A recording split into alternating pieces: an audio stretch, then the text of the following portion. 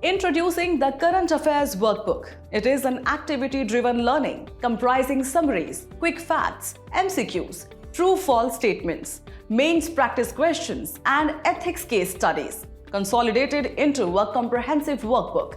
Dive into our monthly magazine summary, a concise overview capturing key insights, events, and trends of the month.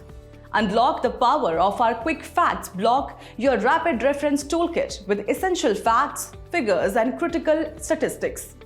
Experience our dynamic activities like MCQs and true-false statements to subjective questions and ethics case studies that refine your analytical thinking and articulation skills. Track your progress with our dedicated self-evaluation page, your personal growth monitoring and improvement tool.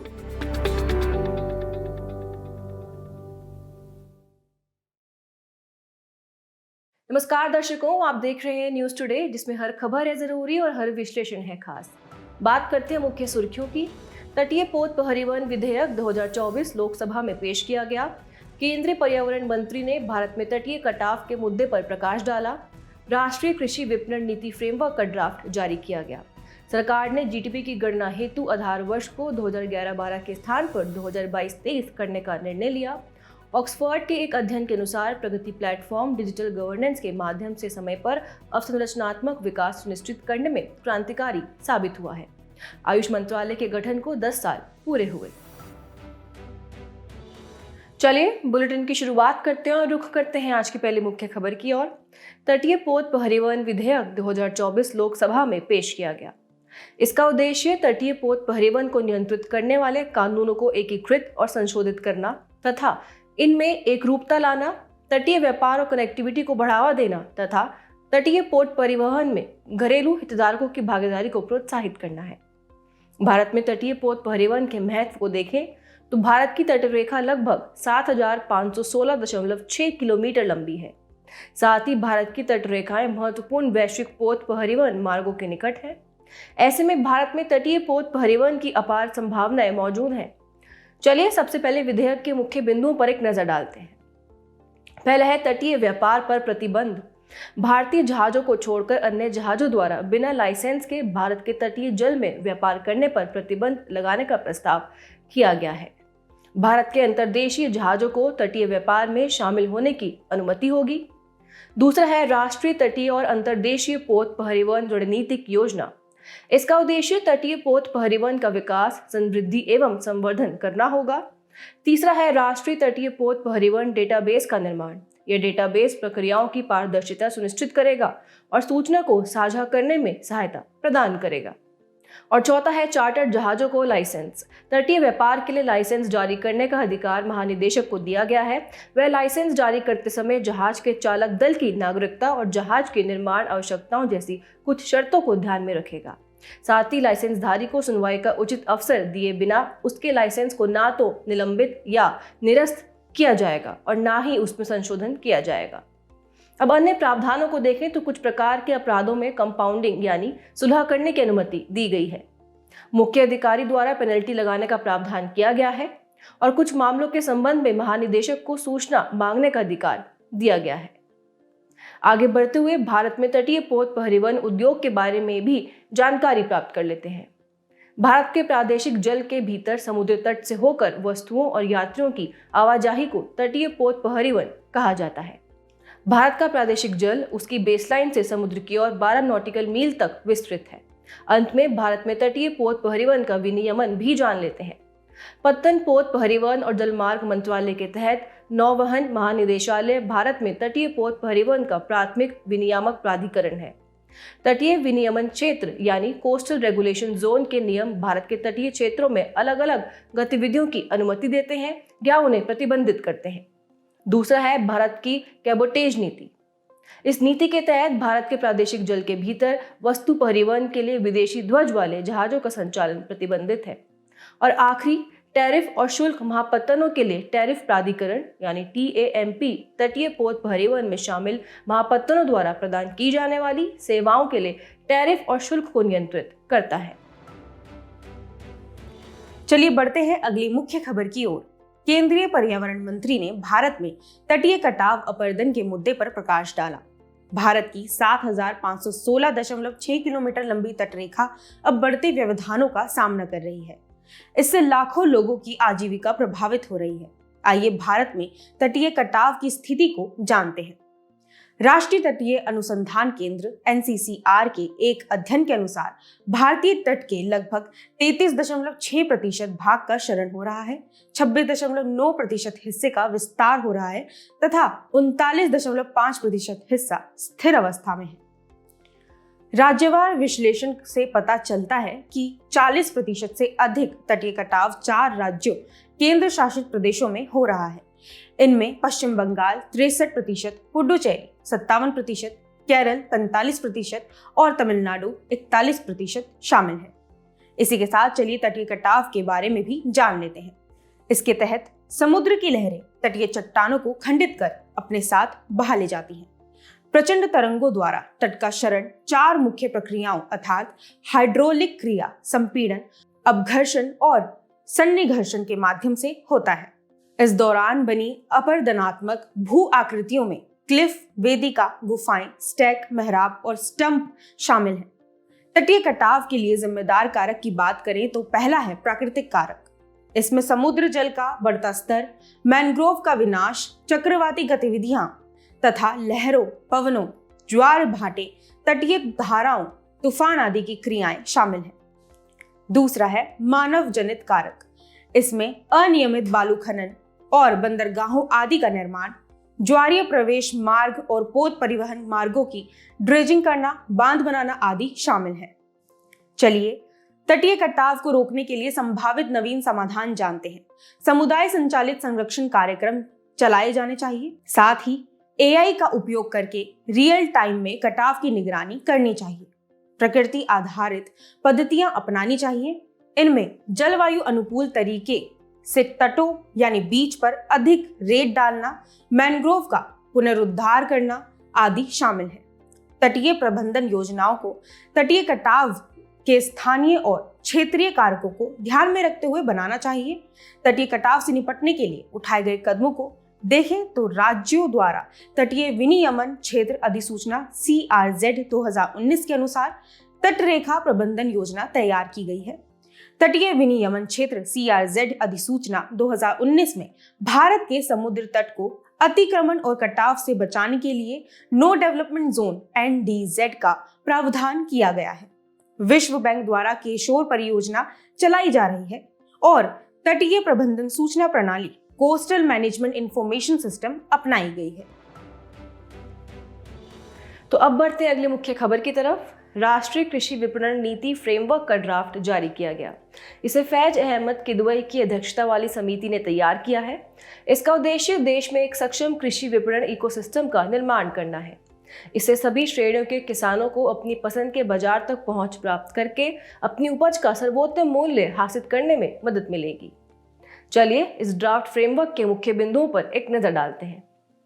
पहला है अधिकार प्राप्त कृषि विपणन सुधार समिति का गठन करना। इसमें राज्य कृषि मंत्रियों को शामिल किया जाएगा।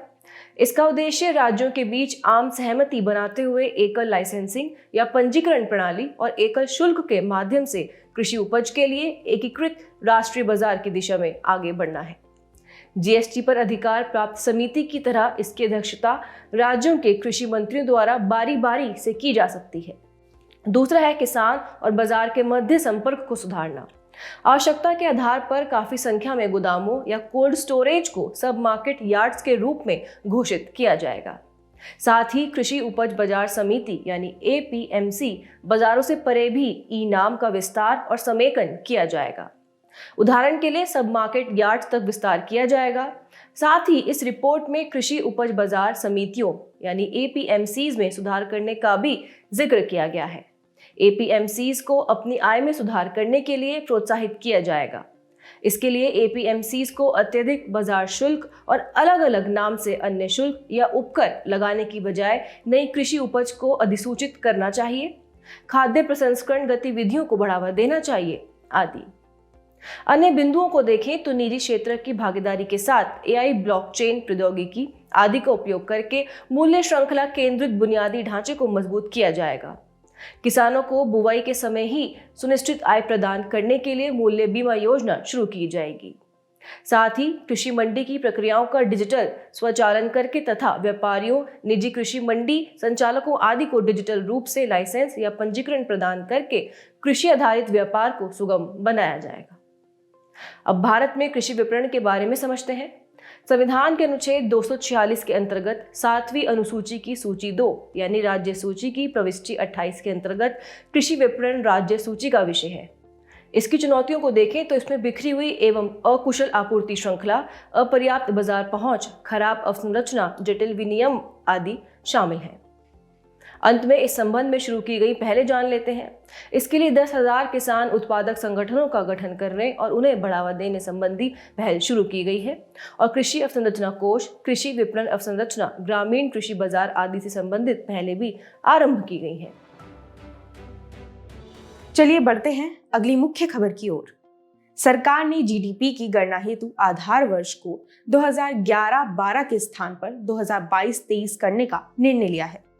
इस संबंध में विश्वनाथ गोलडार की अध्यक्षता में राष्ट्रीय लेखा सांख्यिकी NAS पर 26 सदस्यीय सलाहकार समिति का गठन किया गया है। इसका उद्देश्य NAS के संकलन के लिए कार्यप्रणाली को बेहतर एवं सुसंगत बनाना और नए डेटा स्रोतों की पहचान करना है। केंद्रीय सांख्यिकी कार्यालय यानी कि सेंट्रल स्टैटिस्टिक्स ऑफिस प्रतिवर्ष राष्ट्रीय लेखा सांख्यिकी प्रकाशित करता है। इसमें अलग अलग दृष्टिकोणों से जीडीपी के अनुमान शामिल होते हैं। आइए जानते हैं कि आधार वर्ष क्या होता है। आधार वर्ष जीडीपी की गणना के लिए उपयोग किया जाने वाला एक बेंचमार्क है। इसके तहत मुद्रास्फीति के प्रभावों को हटाकर समय के साथ आर्थिक समृद्धि की तुलना की जाती है। चलिए अब आधार वर्ष में बदलाव करने की आवश्यकता को समझते हैं।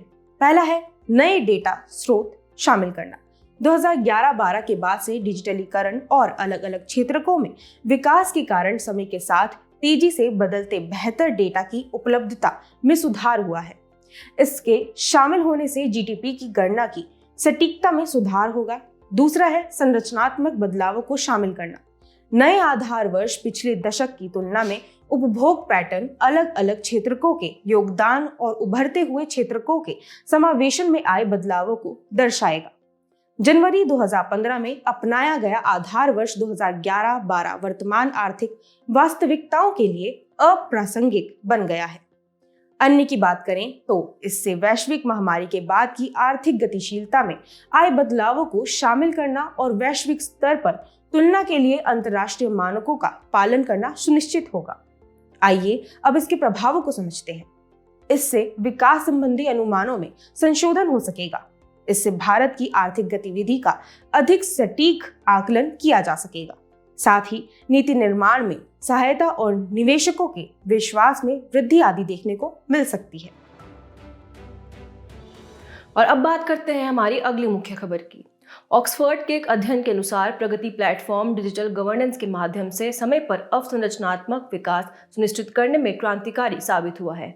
इस अध्ययन में जवाबदेही और दक्षता को बढ़ावा देने में प्रगति यानी PRAGATI प्लेटफॉर्म की सफलता की प्रशंसा की गई है। इसमें दावा किया गया है कि प्रगति प्लेटफॉर्म उभरती अर्थव्यवस्थाओं में नौकरशाही की जड़ता को समाप्त करने के लिए एक मॉडल साबित हो सकता है। खबर की बेहतर समझ के लिए रिपोर्ट में रेखांकित प्रगति प्लेटफॉर्म के प्रभाव जानते हैं। पहला है आर्थिक प्रभाव। इसने भूमि अधिग्रहण और मंत्रालयों के बीच समन्वय से जुड़ी समस्याओं का समाधान किया है। इससे परियोजना के क्रियान्वयन में तेजी आई है और परियोजना में देरी से होने वाले नुकसानों को कम किया जा सका है। यह प्लेटफॉर्म दर्शाता है कि अवसंरचना में लक्षित निवेश और प्रभावी गवर्नेंस से मध्यम आय वाली अर्थव्यवस्था ट्रैप से बाहर निकाला जा सकता है। दूसरा है सामाजिक प्रभाव। ये प्लेटफॉर्म अविकसित और दूर दराज के क्षेत्रों में परियोजनाओं को प्राथमिकता देता है। इससे क्षेत्रीय असमानताओं को कम करने में मदद मिली है। वहीं अगर पर्यावरण पर प्रभाव को देखें तो योजना बनाने में संधारणीयता को शामिल करने, पर्यावरणीय मंजूरी में तेजी लाने और हरित प्रौद्योगिकियों को अपनाने से परियोजनाओं के कार्बन फुटप्रिंट को कम करने में मदद मिली है। उदाहरण के लिए प्रगति प्लेटफॉर्म परियोजनाओं हेतु पर्यावरणीय मंजूरी के लिए परिवेश पोर्टल के साथ मिलकर काम कर रहा है। और आखिरी है पॉजिटिव गवर्नेंस। प्रगति प्लेटफॉर्म ने प्रशासनिक दक्षता प्राप्त करने और सुशासन सुनिश्चित करने में मदद की है। उदाहरण के लिए असम में बोगीबील रेल और सड़क पुल का निर्माण पूरा किया जा सका है। इससे पहले इसके क्रियान्वयन में देरी हो रही थी। ऐसे में प्रगति प्लेटफॉर्म क्या है, ये भी जान लेते हैं। प्रगति से आशय है proactive governance and timely implementation. इसे डिजिटल इंडिया कार्यक्रम के तहत 2015 में शुरू किया गया था। इसकी कार्यान्वयन एजेंसी प्रधानमंत्री कार्यालय है। इसके उद्देश्य को देखें तो पहला है परियोजना कार्यान्वयन में तेजी लाना। परियोजना की रियल टाइम आधार पर निगरानी के लिए OSF डिजिटल तकनीक की सहायता ली जाती है। उदाहरण के लिए ये platform video conferencing, real time data, drone feed जैसी तकनीकों का लाभ उठाता है। दूसरी है आपसी सहयोग। अलग अलग सरकारी एजेंसियों की भागीदारी से प्रशासनिक विभागों को अपने स्तर पर अलग थलग कार्य करने की बजाय समन्वय में कार्य करने पर जोर दिया जाता है। और आखिरी है ई पारदर्शिता और ई जवाबदेही सुनिश्चित करना। शिकायतों को दूर करने के लिए प्रभावी तंत्र मौजूद है। चलिए बढ़ते हैं आज की अंतिम मुख्य खबर की ओर। आयुष मंत्रालय के गठन को 10 साल पूरे हो गए हैं। आयुष मंत्रालय का गठन 2014 में किया गया था। इसे हमारी प्राचीन चिकित्सा प्रणालियों के गहन ज्ञान को पुनर्जीवित करने के उद्देश्य से गठित किया गया था। 1995 में भारतीय चिकित्सा प्रणाली और होम्योपैथी विभाग का गठन किया गया था। 2003 में इसका नाम बदलकर आयुष विभाग कर दिया गया। 2014 में इसे आयुष मंत्रालय का नाम दिया गया था।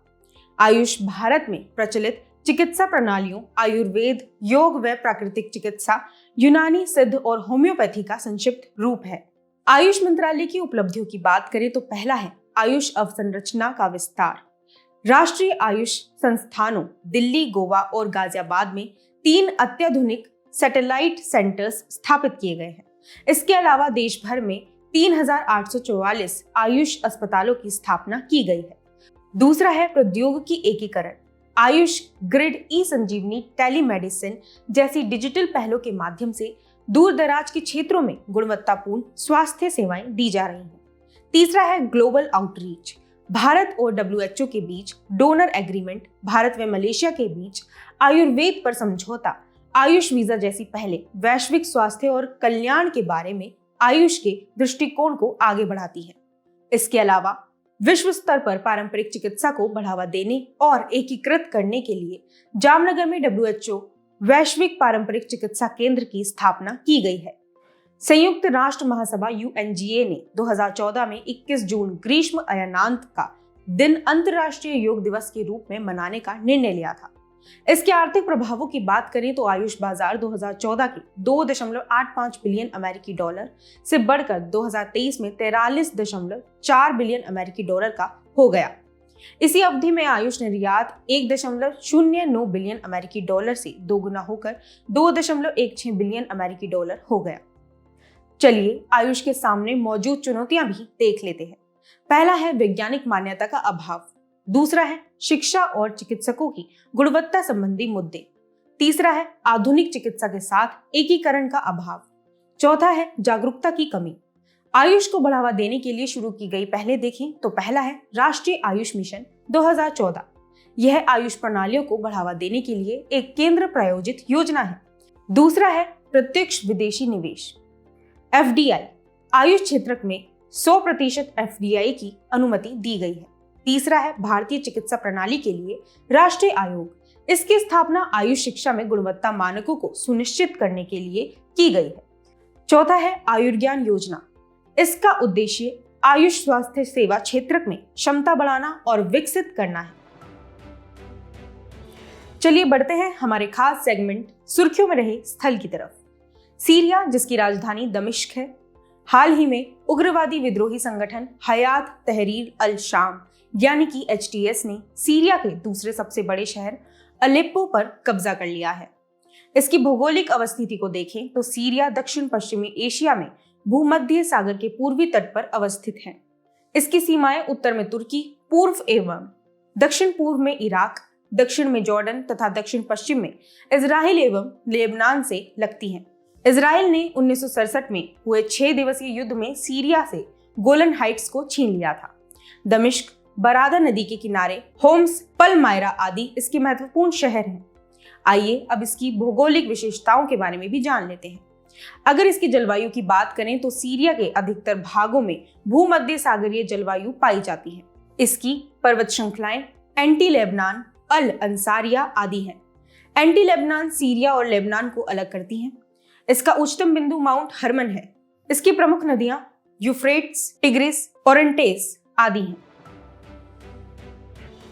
चलिए बुलेटिन की आखिर में बढ़ते हैं आज की संक्षिप्त सुर्खियों की तरफ। भारत और मलेशिया के बीच संयुक्त सैन्य अभ्यास हरिमाऊ शक्ति 2024 मलेशिया में शुरू हुआ। हरिमाऊ शक्ति सैन्य अभ्यास प्रतिवर्ष भारत और मलेशिया में बारी बारी से आयोजित होता है। केंद्रीय वित्त मंत्रालय के अनुसार भारत ने BRICS New Development Bank (NDB) में लगभग $2 बिलियन का वित्तीय योगदान दिया। इसे आधिकारिक तौर पर 2014 में ब्रिक्स के सदस्य देशों ने ब्राजील के फोर्टालेजा में आयोजित छठे ब्रिक्स शिखर सम्मेलन के दौरान लॉन्च किया था। केंद्र सरकार ने कच्चे तेल, aviation turbine fuel (ATF), petrol और डीजल के निर्यात पर लगाने वाले विंडफॉल टैक्स को खत्म कर दिया है। सरकार उन उद्योगों पर विंडफॉल टैक्स लगाती है जो अनुकूल आर्थिक स्थितियों के कारण औसत से काफी अधिक लाभ कमाते हैं। अंतर्राष्ट्रीय दिव्यांगजन दिवस (IDPD) हर साल 3 दिसंबर को आयोजित किया जाता है। इसे 1992 में संयुक्त राष्ट्र महासभा के संकल्प 47/3 द्वारा घोषित किया गया था। इसकी थीम है समावेशी और संधारणीय भविष्य के लिए दिव्यांगजनों यानी PWDs के नेतृत्व को बढ़ावा देना। केंद्र सरकार ने राज्यों को किसानों के समावेशी, दक्ष और त्वरित पंजीकरण की सुविधा के लिए कैंप मोड अप्रोच अपनाने की सलाह दी है।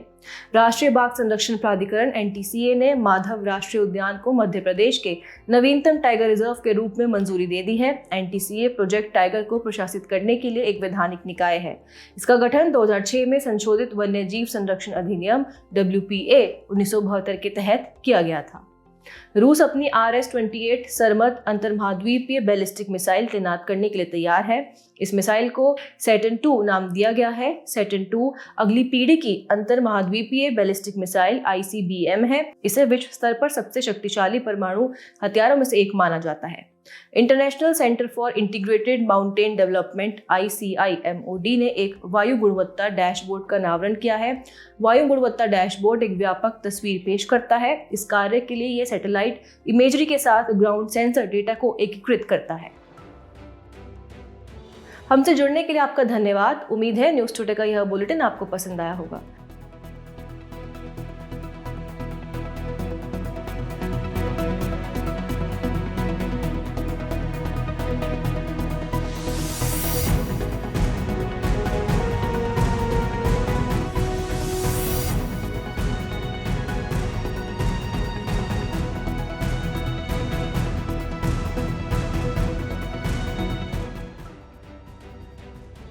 हमसे जुड़ने के लिए आपका धन्यवाद। उम्मीद है न्यूज़ टुडे का यह बुलेटिन आपको पसंद आया होगा। न्यूज़ टुडे की PDF को डाउनलोड करने के लिए और आज की क्विज के उत्तर के लिए डिस्क्रिप्शन में दिए गए लिंक्स पर क्लिक कीजिए।